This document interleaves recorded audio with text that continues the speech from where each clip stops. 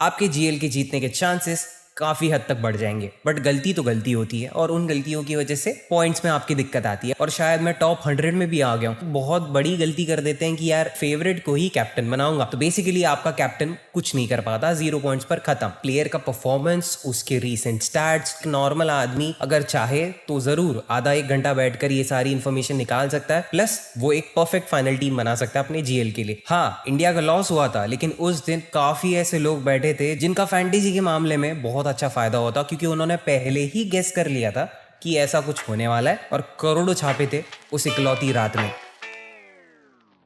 क्या आप भी वो सपने देखते हो जब आपको लगता है कि आपकी फैंटेसी टीम पॉइंट्स के पहाड़ खड़े कर देगी? क्या आपको भी फ्रस्ट्रेशन होता है कि जब आपका कैप्टन 0 पॉइंट्स देकर चला जाता है? नमस्ते दोस्तों, मेरा नाम आयुष और आज के इस वीडियो में हम बात करेंगे कुछ ऐसे 5 गलतियां, मिस्टेक्स के बारे में जो शायद आप कर रहे हो आपके ग्रैंड लीग कॉन्टेस्ट में। अब इस वीडियो के लिए तो सिर्फ 5 है, इससे ज्यादा ही गलतियां लोग करते रहेंगे, भले ही वो छोटी हो या बड़ी हो, बट गलती तो गलती होती है और उन गलतियों की वजह से पॉइंट्स में आपकी दिक्कत आती है। अब पॉइंट्स में अगर दिक्कत आती है तो वही चीज है ना, उन करोड़ों के सपने और उसके इंतजार में आप डेली 49 रुपीज की टीम लगाते हो, ग्रैंड लीग में पार्टिसिपेट करते हो और आपको पता चलता है ना, आज तो नहीं होने वाला। वही फ्रस्ट्रेशन, वही दुखी, सब कुछ आज मैं आपके सामने बैठकर सॉल्व करने वाला हूं और कुछ आपको टिप्स देने वाला हूं जिससे शायद आपके जीएल के जीतने के चांसेस काफी हद तक बढ़ जाएंगे।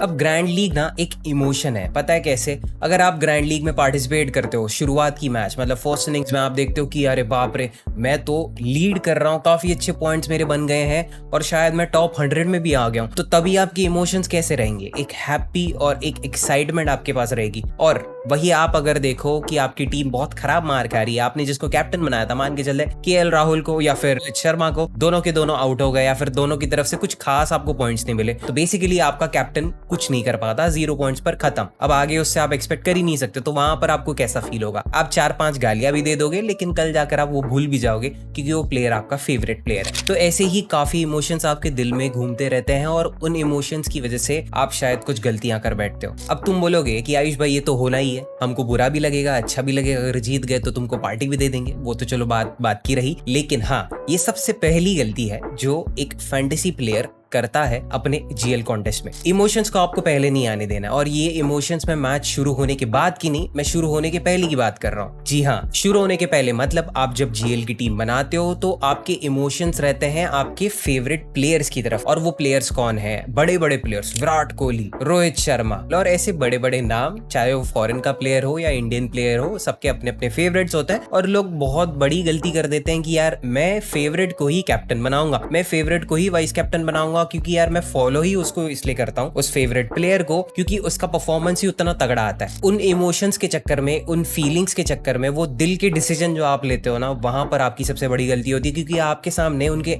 एक्चुअल रीसेंट फॉर्म, उनका एक्चुअल परफॉर्मेंस धुंधला हो जाता है, आपको वो दिखाई नहीं देता। और फिर आप क्या करते हो? आप कैप्टन बनाते हो रोहित शर्मा को। उनको फर्क नहीं पड़ता। आप अगर रियलिटी देखोगे तो रोहित शर्मा की तरफ से आपको हार्डली ऐसा कोई परफॉर्मेंस दिखेगा जहां पर लगता है कि हाँ भाई साहब, इनको कैप्टन बनाया, मैं ग्रैंड लीग पक्का जीतूंगा। 10 में से मैं कहता हूँ ना, 3 से लेकर 4 मैचेस ऐसी रहती हैं और बाकी की जो 6-7 मैचेस है ना, वहां पर शर्मा जी कुछ खास नहीं करते, ये आपको भी पता है। बट फिर भी जो रोहित शर्मा के हार्डकोर फैंस है वो सोचेंगे नहीं यार, मैं कैप्टन इन्हीं को बनाऊंगा, क्योंकि भाई इतने परफेक्ट प्लेयर हैं, 200+ रन बनाए हैं ओडीआई में, सब कुछ बेस्ट है, ये है वो है। वो सब चीजों में आप गलत हो जाते हो। इसलिए आपको स्टैटिस्टिक्स के बेसिस पर टीम बनानी है, दिमाग लगाकर टीम बनानी है। प्लेयर फेवरेट नहीं होता, प्लेयर का परफॉर्मेंस, उसके रीसेंट स्टैट्स और उसका उस सीरीज में या फिर उस टूर्नामेंट में कैसा परफॉर्मेंस आपको दिखा है, तो वो चीजें बहुत मैटर करती है और इसी के लिए आपको इन्फॉर्मेशन की जरूरत है। और वो बहुत सारी इन्फॉर्मेशन रहती है। एक नॉर्मल आदमी अगर चाहे तो जरूर आधा एक घंटा बैठकर ये सारी इन्फॉर्मेशन निकाल सकता है और उसके बेसिस पर अपना जजमेंट बना सकता है, प्लस वो एक परफेक्ट फाइनल टीम बना सकता है अपने जीएल के लिए। लेकिन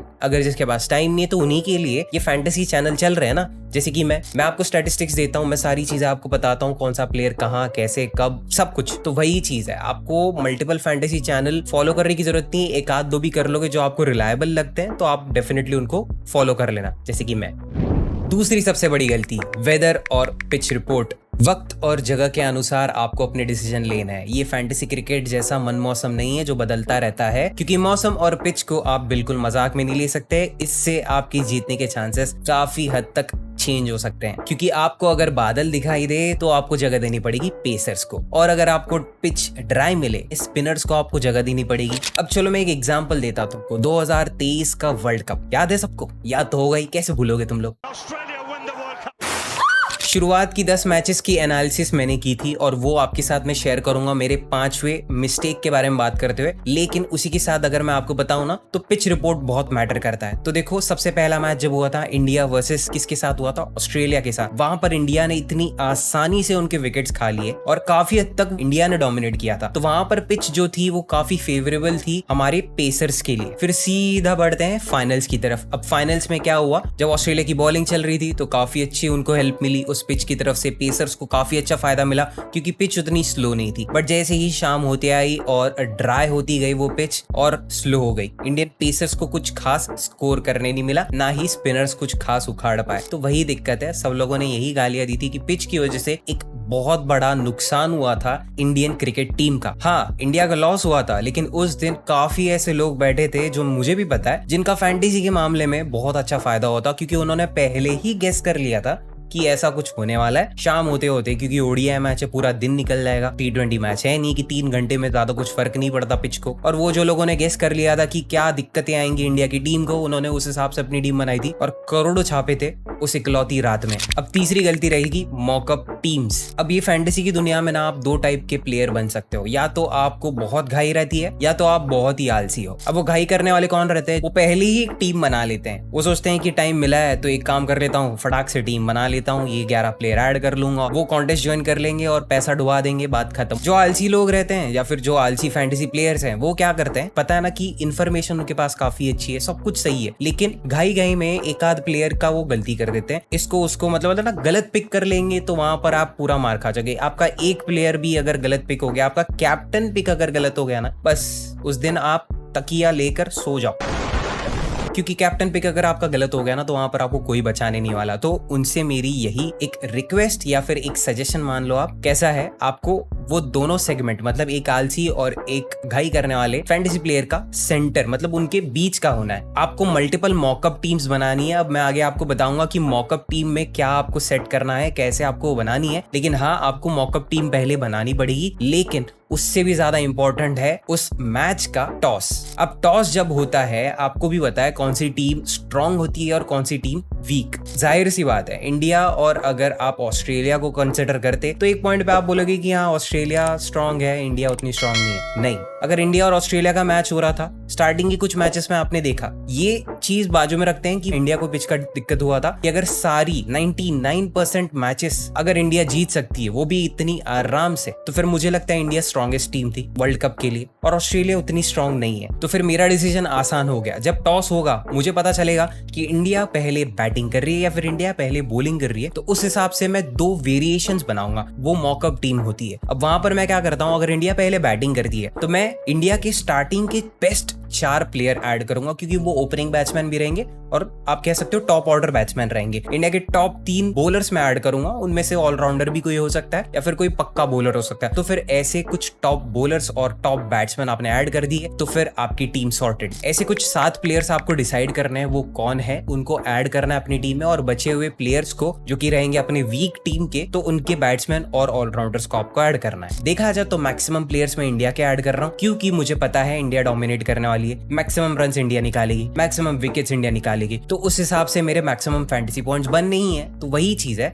आपको डिटरमाइन करना पड़ेगा या फिर डिसाइड करना पड़ेगा कि कौन सी टीम स्ट्रांग है और कौन सी टीम वीक है, और वो टीम टॉस जीत कर अगर बैटिंग पहले लेती है या फिर बॉलिंग पहले लेती है, वो बहुत इंपॉर्टेंट आता है। आपने अगर मॉकअप टीम बना ली है, वो भी बहुत पहले, क्योंकि एंडिंग में जब आप ये टीम बनाने जाओगे तो आप हड़बड़ी में कुछ ना कुछ गलतियां करोगे। जब दिमाग शांत रहता है, जब सारा टाइम रहता है आपके पास, तब बना लो ये मॉकअप टीम। और टॉस जीतने के बाद टॉस डिसीजन आता है तो उसके बेसिस पर आपको वो फाइनल एडजस्टमेंट करने हैं आपकी टीम में, जो कि हम प्रोवाइड करते हैं फैंटेसी एम्परर टेलीग्राम चैनल पे जाकर ज्वाइन कर लो दोस्तों। ये कोई एडवर्टाइजमेंट या फिर ये नहीं है, ध्यान से सुनो। कैसा है, हम लोग आपको एक टीम दे देते हैं, हमारे टेलीग्राम पर आपको एक मॉकअप टीम भी मिलती है, एक मिलती है, और वही टीम का अपग्रेडेड वर्जन रहता है अपना फाइनल टीम। और आईपीएल में भी आपको दिखेंगे, मैं जो वीडियोस बनाऊंगा हर एक मैच के लिए, तो उसका आपको एक मॉकअप टीम मिलेगा वीडियो में, और उसका फाइनल टीम मिलेगा जो टॉस होने के बाद सारी इंफॉर्मेशन को कंसिडर करते हैं, वो फाइनल टीम आपको मिलेगी टेलीग्राम चैनल पे। चौथी मिस्टेक रहेगी प्लेयर का ओवरऑल परफॉर्मेंस इग्नोर करना। अब आपने प्लेयर स्ट्रेंथ सुना होगा, आपने प्लेयर का रीसेंट फॉर्म सुना होगा, बट ये ओवरऑल परफॉर्मेंस क्या है? अब ओवरऑल से हम समझ गए कि पूरा का पूरा जब से शुरू किया है भाई क्रिकेट खेलना, वो ओवरऑल स्टैट्स की बात कर रहे हो। इतने स्टैट्स की किसको जरूरत है? और अगर वो प्लेयर 2 साल पहले बहुत अच्छा खेल रहा था और रीसेंट फॉर्म में इतना खराब हग रहा है, तो फिर क्या फायदा मेरा? वो ओवरऑल परफॉर्मेंस के बेसिस पर मैं उसको ऐड कर लूंगा और पता चलेगा कि बहुत खराब खेल गया, मेरा कुछ फायदा नहीं हुआ उसमें। हाँ,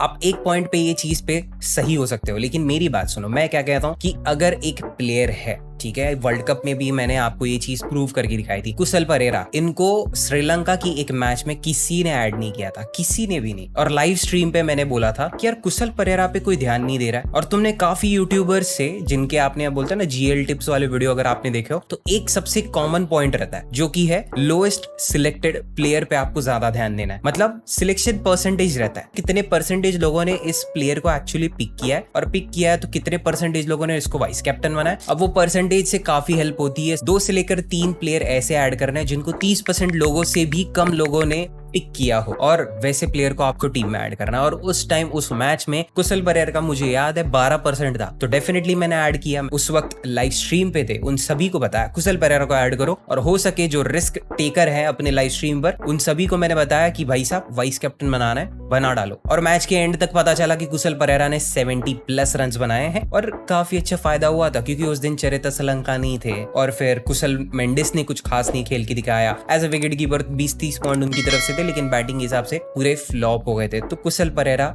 इन द गेम बहुत अच्छे रन बने थे। तो वही चीज है, जब आपको पता रहता है कि कुशल परेरा या फिर उनके जैसे और भी जो प्लेयर्स हैं जिनका रीसेंट फॉर्म इतना खास तो नहीं दिख रहा है, लेकिन ओवरऑल परफॉर्मेंस आपको पता है बहुत तगड़ा है। एक बोलता ना, जो ज्यादा परफॉर्मेंस अपना खास दिखा नहीं पा रहे रिसेंटली, लेकिन हाँ मुझे पता है कि ये प्लेयर ने उखाड़ के दिखाया है अपने पिछले कुछ मैचेस में, तो फिर मैं डेफिनेटली इनको ऐड करूंगा। इनको बहुत कम लोगों ने ऐड किया है, उतना रिस्क तो आपको उठाना पड़ेगा। अगर वो प्लेयर फेल हो जाता है, फिर फ्लॉप भी हो जाता है, तो भी एक प्लेयर से आपकी टीम में इतना कुछ खराब तो नहीं होने वाला, क्योंकि बाकी के बचे हुए 10 प्लेयर डेफिनेटली आपको कुछ ना कुछ एक्स्ट्रा बना कर ही दे देंगे। और एक चीज दिमाग में रखना कि ये प्लेयर को, ऐसे रिस्की प्लेयर्स को जिनका परफॉर्मेंस अच्छा नहीं है, रीसेंट परफॉर्मेंस, लेकिन ओवरऑल बहुत अच्छा है और सिलेक्शन परसेंटेज भी कम है, इनको सिर्फ पिक करना है। इनको कैप्टन या वाइस कैप्टन बनाना थोड़ा ज्यादा रिस्की रहता है, इतना रिस्क नहीं उठाना है। थोड़ा बहुत रिस्क उठाओ, वाइस कैप्टन बनाओ या फिर सिर्फ पिक करके छोड़ दो। इससे क्या होता है, अगर ये प्लेयर बहुत अच्छा खेल गया, जो कि आप मान के चल रहे थे, वो हो जाता है। यहाँ पर दिमाग भी आता है, आप स्टैट्स जानते हो तभी आपको पिक करना है। और वो प्लेयर जब अच्छा परफॉर्मेंस डिलीवर करके जाएगा, अच्छे खासे रन्स निकाल के देगा, अच्छे खासे विकेट्स उठाएगा, तो आपको बहुत अच्छा फील होगा, इतना मजा आएगा ना दोस्तों, क्या बताऊं। अब तक इस पॉइंट पे, इस वीडियो में आपने क्या सीखा? पिच रिपोर्ट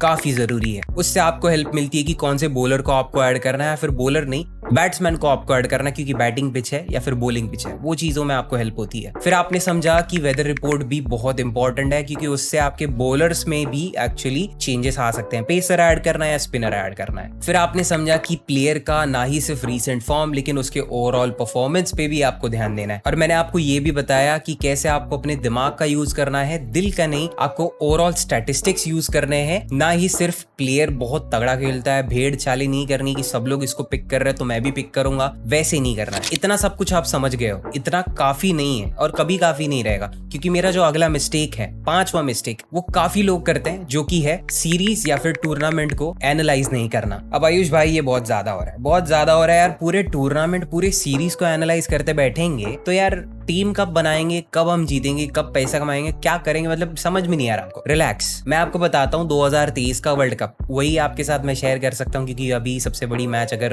हुई है, टूर्नामेंट हुई है, कोई सीरीज हुई है, तो वही थी। तो 2023 के वर्ल्ड कप में क्या था, शुरुआत की 10 मैचेस में वर्ल्ड कप के हमने ये बैठकर डिसाइड किया था कि क्या फॉर्म है एक्चुअल टीम्स का। हमने शुरुआत की 10 मैचेस में ये देखा कि हर एक टीम की एक मैच हो जाती है, और आपको पता चलता है कि कौन सी टीम का कौन सा सेक्शन बहुत अच्छा परफॉर्म कर रहा है। और फिर हम कंक्लूजन पे ये आए उन 10 मैचेस के बाद कि 80% ऑफ द मैचेस में, जो 10 मैचेस हो गई थी, उनमें से 8 मैचेस में से ग्रैंड लीग की विनिंग टीम्स का कैप्टन बैट्समैन था। तो इससे हमको एक अच्छा आइडिया मिल जाता है और एक अच्छी क्लैरिफिकेशन मिल जाती है कि भाई साहब मुझे कैप्टन बनाना है तो किसी बैट्समैन को बनाना है, वाइस कैप्टन बनाना है तो मैं एक बॉलर को ही वाइस कैप्टन बनाऊंगा। अब कोई कोई सीरीज में ये होता है कि मैक्सिमम मैचेस में आपको एक बॉलर ही कैप्टन दिख रहा है, तो उन सीरीज में आपको बॉलर को कैप्टन बनाना चाहिए या फिर ऑलराउंडर को बनाना चाहिए। अब वो जो 10 मैचेस हो गई थी, उसके बाद बाकी के जो बचे हुए 38 मैचेस थे, उसमें हमको काफी हेल्प मिली कि हमको डिसाइड नहीं करना पड़ेगा किसको कैप्टन बनाए और किसको वाइस कैप्टन, क्योंकि सीधा सीधा हमको पता है कि मैक्सिमम टीम्स के बैट्समैन ही कैप्टन होने हैं, वही ज्यादा अच्छे पॉइंट्स देने हैं फैंटेसी के हिसाब से, तो हमको कैप्टन बनाना वो आसान हो गया। तो इससे आपको भी हेल्प हो सकती है। हर एक टूर्नामेंट को आपको एग्जामिन करना पड़ेगा। शुरुआत के कुछ दिन दो, 10-15 मैचेस आप एक बार देख लो,